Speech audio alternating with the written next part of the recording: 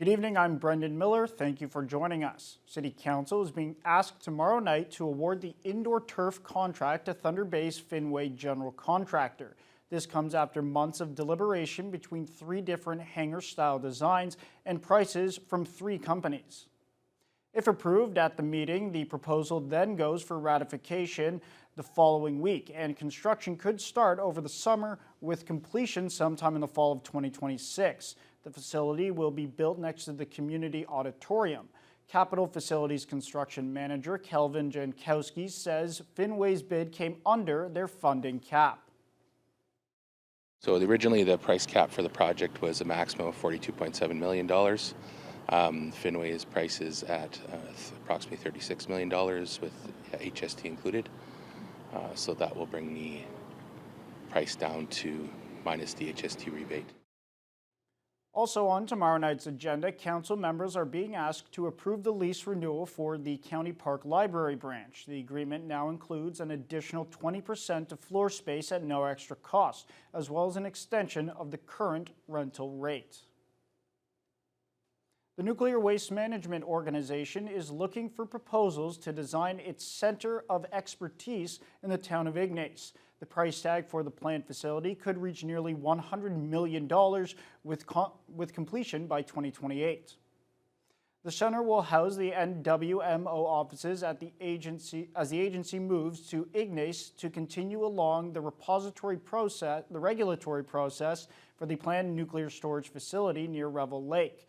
The building will be home to a technical and social research program, along with demonstrations and displays of the entire process of packaging and placing used nuclear fuel deep underground.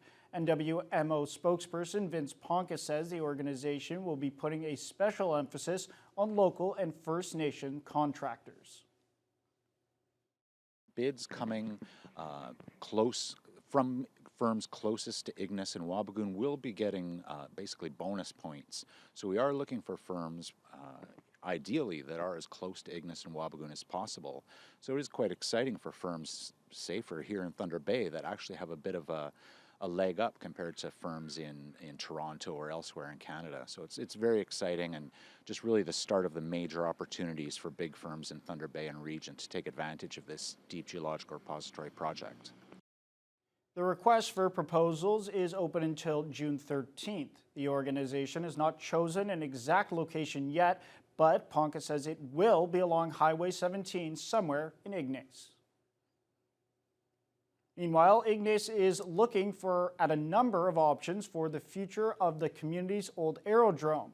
One of those options includes an upgrade to a full airport with a price tag over $40 million.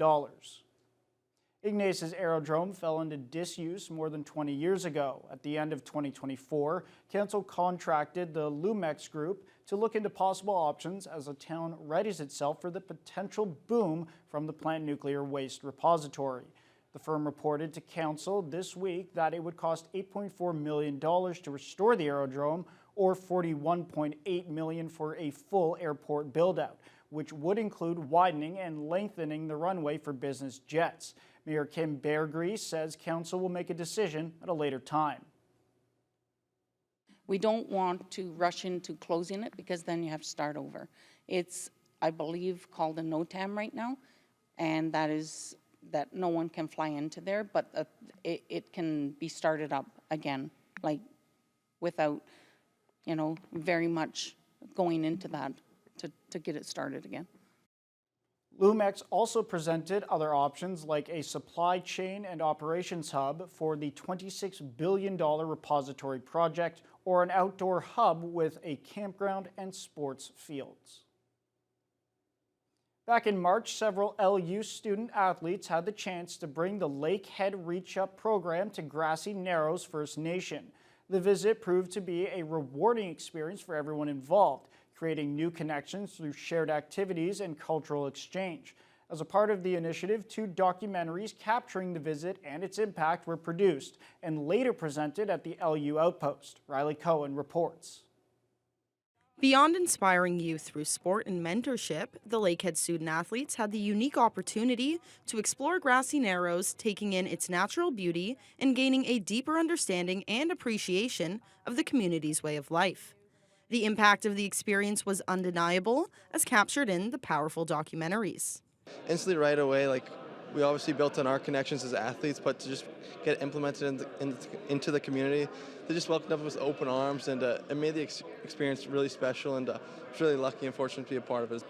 Our people just came together and realized what was going on.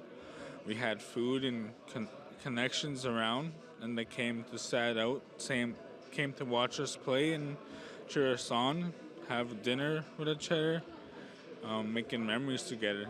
Hussein Durrani, a Lakehead University alumni, former faculty member, and now Director for Talent and Organizational Development at the Future Mercury Care Home in Grassy Narrows, shared his appreciation for the collaboration, calling it both meaningful and impactful. An absolute spectacular week of sports, reconciliation, partnerships, collaborations, happiness. It's not just about sports, it's about inspiring the community members, the youth of Grassy, to pursue post-secondary opportunities with Lakehead University, and that has been a success. The documentary will premiere in Grassy Narrows in mid-June for the community and schools. In Thunder Bay, Lakehead University is working to organize a series of local screenings, and this is just the beginning. Durrani explains as there are plans to continue to expand this initiative. We have now started these programs. We're going to get our Lakehead athletes come there at least twice a year, and we're going to have camps that build that talent and channel that talent to varsity teams, to leagues all over Canada. From hockey to soccer to volleyball, the athletes embraced every opportunity. The experience fostered deep gratitude on both sides and highlighted the value of connection, cultural exchange, and mentorship. Yeah, on behalf of all the Lakehead athletes and coaches and students that were able to go to Grassy communities, we're very thankful for that opportunity and just all the friendships we made with all these guys right here. Riley Cohen, TBT News. Now, today was a special day for annual charity walks. Hospice Northwest held their Hike for Hospice, and Cystic Fibrosis Canada held their walk to make cystic fibrosis history. Emma Chilton has more about both. The 14th annual Hike for Hospice was held Sunday and had over 100 supporters hiking around Boulevard Lake. Hospice Northwest 2025 fundraiser exceeded their goal of $50,000, and the exact total will be announced May 30th. The walk not only raises funds, but also raises awareness to the organization's caregiver, palliative, and grief services in our community. Hospice Northwest Executive Director Donna Jean-Pierre emphasizes the importance of supporting services that provide comfort, dignity, and care during life's final chapter. That it's bringing the community together to kind of just recognize that these are all really natural parts of life that we're all experiencing, and to come together as a community and kind of normalize that and support one another. The walk also offers participants ribbons to tie at the butterfly garden and flowers to place on the water in memory of their loved ones. Jean-Pierre takes pride in honoring her mother's memory through this meaningful event. Today I am hiking in memory of my mom, who passed in 2021, but it's just, again, it's an opportunity to come together as a community and think about the people that we've lost, and in a really meaningful and beautiful way. Local residents gathered at Halfway Motors to participate in the 21st annual walk to make cystic fibrosis history. Dozens of supporters were seen walking the 3 kilometers by the McIntyre River. The fundraiser has surpassed their goal of $16,000, and the funds raised support Cystic Fibrosis Canada's work to lengthen and improve the lives of Canadians living with CF. Walk spokesperson Christian Blake says it's important for the community to come together and support those living with the disease. This event here is like a great example of the community coming together to really band together to fight such a cause where there's no set cure. You know, like I said earlier, there's a lot of uncertainty with CF, so each day that we can go by and fight together is just another day to give people with CF a happier, healthier, longer life. Blake speaks about his experience as a spokesperson for cystic fibrosis. 20 years ago, I was diagnosed with CF, and so I'm just speaking on what it's like to go through that and hopefully share my experiences with everybody else here today so they can get a little glimpse of what it's like to have CF. Emma Chilton, TBT News.